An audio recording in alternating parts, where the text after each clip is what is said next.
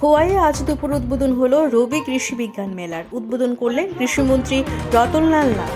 এই মেলা চলবে 16 থেকে আগামী 23 ডিসেম্বর পর্যন্ত। মন্ত্রী রতনলাল নাথ তার বক্তব্যে কি বললেন তা শুনবো একবার।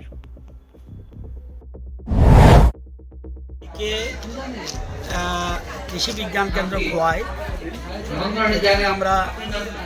আমি এসেছি আজকে।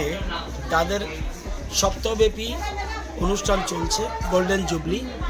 এটা সারা ভারতবর্ষের যতগুলি কেবিকে আছে সব জায়গায় প্রোগ্রাম হয়েছে। এর আগে আমরা উনকোটিতে করেছি, আজকে খোয়াইতে করলাম, কালকে আবার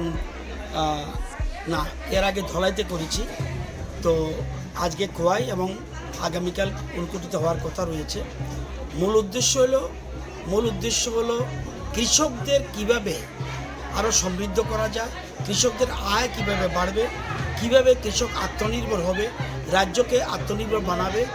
এবং সেটা বানাতে গেলে আমাদের রাজ্যে যেহেতু কৃষি জমি কম, সেই জন্য আধুনিক এবং বিজ্ঞানভিত্তিক চাষের উপর আমরা গুরুত্ব দিচ্ছি এবং কেবিকে এর একটা মস্ত বড় ভূমিকা রয়েছে।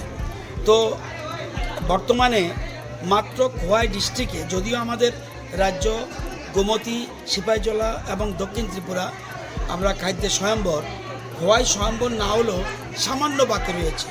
4000 মেট্রিক টন উৎপাদন হলেই তারা স্বয়ম্বর হয়ে যাবে এবং এবছরও উৎপাদন ভালো হয়েছে। আগামী দিনে সমস্ত কৃষক মিলে